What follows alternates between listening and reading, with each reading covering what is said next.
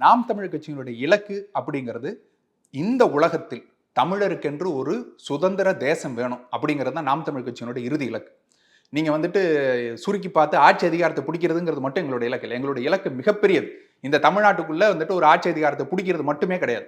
உலக பந்தில் தமிழருக்கென்று தனி நாடு வேணும். அதுதான் எங்களுடைய இலக்கு.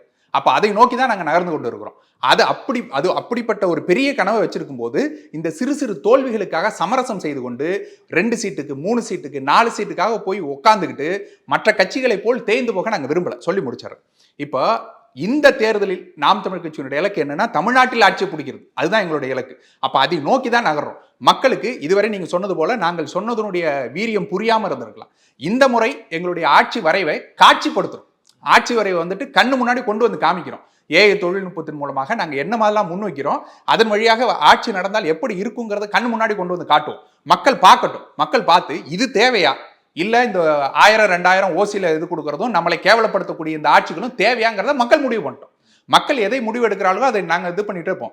களத்தில் மீண்டும் இருப்போம். களத்தில் மீண்டும் மீண்டும் இருந்து அடுத்த முறையும் வந்துட்டு இதை விட வீரியமாக மக்கள்கிட்ட கொண்டு போய் எங்களுடைய திட்டங்களையும் எங்களுடைய கனவுகளையும் கொண்டு போய் சேர்ப்போம். அந்த கனவு புரியும் போது தெரியும்